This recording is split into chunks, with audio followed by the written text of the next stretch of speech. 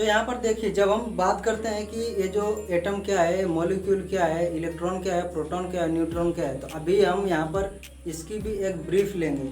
ठीक है, यहाँ पर काफ़ी डिटेल में हम इसका जो है यहाँ पर एक्सप्लेनेशन नहीं देखेंगे, बस देखेंगे आखिरकार ये चीज़ें क्या होती हैं। तो जैसे अगर मैं बात करूँ, ये मार्कर है, ये मार्कर कैसे बना है, तो इसको देखने के लिए मुझे क्या करना पड़ेगा, इसको देखने के लिए मुझे इसको तोड़ना पड़ेगा और देखना पड़ेगा कि ये कैसे एक दूसरे से जुड़े हैं, इसके जो छोटे छोटे पार्टिकल हैं। तो जब हम इसको तोड़ते हैं काफ़ी हद तक, तो हमें मिलेगा क्या, तब हमें मिलेगा मॉलिक्यूल।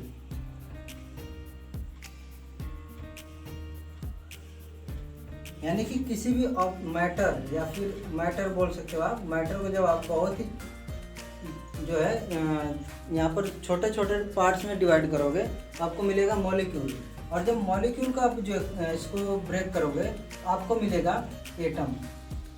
और एटम जो है ये बना होता है आपका इलेक्ट्रॉन, प्रोटॉन और जो है न्यूट्रॉन से मिलकर के बना होता है। तो जो आपका एटम है 3 चीज़ से मिलकर के बना है। यानी कि मॉलिक्यूल किससे बना है, एटम से। और एटम कैसे बना है, इलेक्ट्रॉन, प्रोटॉन और न्यूट्रॉन से बना है। और जो ये मैटर बनता है पूरे मॉलिक्यूल का एक जो है कंबाइन होकर के बनता है। यानी कि ये जो एटम है, ठीक है, ये किसी न किसी तरह से एक तरह अरेंज होंगे। ठीक है, इसमें इसके अंदर भी अरेंज होंगे। तो जो इनका एक जो है एक बात है कि जो शेप इनका होता है वो होता है स्फेरिकल होता है। यानी कि आपका जो बॉल, आपने बॉल देखा होगा, तो जैसा बॉल का शेप है वैसा इनका शेप होता है। तो ये जो एटम्स है यहाँ पर, इनका शेप है स्फेरिकल। ये जब स्फेरिकल शेप है तो अगर किसी भी तरह से इस तरह से कंबाइन होते हैं, इस तरह से अगर हम देखें, जैसे हमने बॉल को रखा ऐसे साइड में, हम क्या देखेंगे कि साइड में एक कहीं ना कहीं पर इनके बीच में कुछ ना कुछ गैप होगा। तो ऐसे अगर सपोज कीजिए कि 2 या 3 बॉल्स हैं, यानी जो एटम से इस तरह से मिले हैं, और 2 या 3 फिर और हैं जो आपस में मिले हैं। अब ये क्या होंगे, आपस में कंबाइन होंगे। ये जो है इनका जो शेप होता है, सॉरी, जो इनका साइज होता है, ये लगभग बराबर होता है। तो अगर ये जो है क्या करते हैं, ऐसे मिलते हैं, तो इनके जो ये जो है, अब ये क्या है, ये हो गया मॉलिक्यूल हो गया, ये भी हो गया मॉलिक्यूल। तो जब ये आपस में कंबाइन होंगे, क्योंकि इनके बीच में अट्रैक्शन फोर्स काम करता है, तो जब ये कंबाइन होंगे तो इनके क्या होगा, इनके बीच में भी कुछ ना कुछ गैप रहेगा। और ये जो इनके बीच में जो 2 मॉलिक्यूल्स के बीच में गैप होता है, उसको बोलते हैं हम इंटर मॉलिक्यूलर स्पेस। वो जो स्पेस होता है उसको बोलते हैं इंटर मॉलिक्यूलर स्पेस बोलते हैं। तो अभी तक क्या देखा कि मैटर कैसे बनता है, मॉलिक्यूल से, मॉलिक्यूल कैसे बनता है, एटम से, और एटम जो बना होता है इलेक्ट्रॉन, प्रोटॉन और न्यूट्रॉन। और एक चीज़ और देख लेते हैं कि एटम होता कैसा है। एटम को मैंने कैसा होता है कि ये जो है स्फेरिकल शेप का होता है, यानी जो आपकी बॉल होती है वैसा होता है। इसमें क्या होता है कि एक बीच में एक पार्ट होता है जिसको बोलते हैं न्यूक्लियस। ये बहुत छोटा पार्ट होता है, इसको हम आगे डिस्कस करेंगे।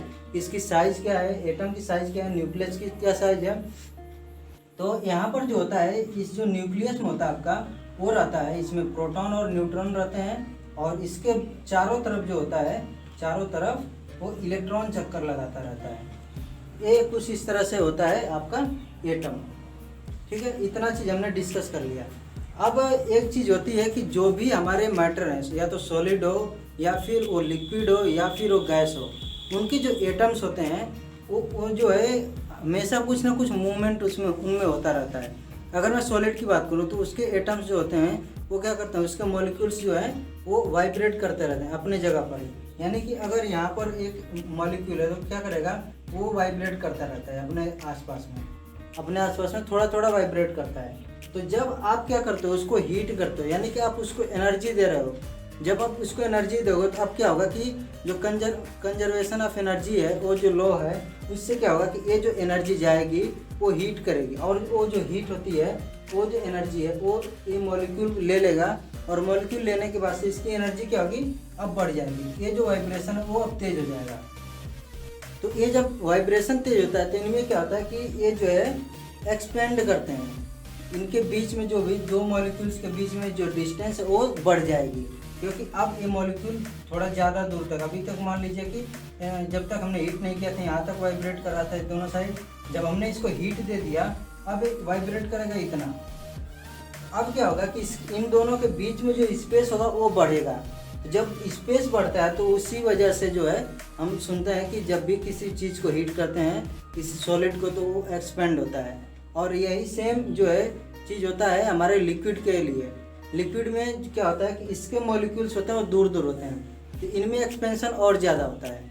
और इनमें जो है काइनेटिक एनर्जी, इनके मॉलिक्यूल्स की काइनेटिक एनर्जी भी ज़्यादा है। क्योंकि आप अगर देखोगे एक वैज्ञानिक थे ब्राउन करके, कुछ ऐसा नाम था, रॉबर्ट ब्राउन करके इनका नाम था। इन्होंने सबसे पहले देखा था कि जो भी मॉलिक्यूल होते हैं, जो लिक्विड होता है उसके मॉलिक्यूल क्या करते हैं, मोशन करते रहते हैं। ठीक है, सॉलिड का क्या होता है, सॉलिड का मोशन नहीं करते, वो वाइब्रेट करते हैं, लेकिन लिक्विड का मोशन करते हैं। इसीलिए आप देखो कोई अगर कलर डालते हो पानी में, अगर आपने कलर डाला तो वो नीचे जब बैठता है तो वो अपने आप धीरे धीरे पूरे जो है पानी में फैलने लगता है। तो क्या होता है कि उसके जो मॉलिक्यूल हैं, जैसे आपने एक कंटेनर में उसको डाला तो उसके जो मॉलिक्यूल हैं वो कुछ इस तरह से रैंडम मोशन करते हैं। और ये जो रैंडम मोशन होता है उसको बोलते हैं, ये भी बोलते हैं ब्राउनियन मोशन या फिर रैंडम मोशन। तो इनकी जो काइनेटिक एनर्जी है सॉलिड के जो कंपेयर में ज़्यादा होती है, इसलिए हम इसको हीट करते हैं तो इनमें ज़्यादा एक्सपेंशन होता है। और सेम जो चीज़ होता है गैस के लिए, गैस को भी हम जब हीट करते हैं तो इनमें लिक्विड से भी ज़्यादा एक्सपेंशन होता है। तो ये सारी चीज़ें थी, इसलिए मैंने आपको काइनेटिक एनर्जी और पोटेंशियल एनर्जी ये सारी चीज़ें पढ़ाई। और ये जो मॉलिक्यूल एटम, इन सब सारी चीज़ों का आगे और भी बहुत सारा यूज होगा। तो जब तक अभी तक हम इनको जो है काफ़ी अच्छे से नहीं पढ़ते हैं तब तक इतना जो हमारा नॉलेज होना ज़रूरी है। तो आज की वीडियो में बस इतना ही। आगे की वीडियो जो हम और भी काफ़ी चीज़ों के बारे में बात करेंगे। So thank you guys, thank you so much.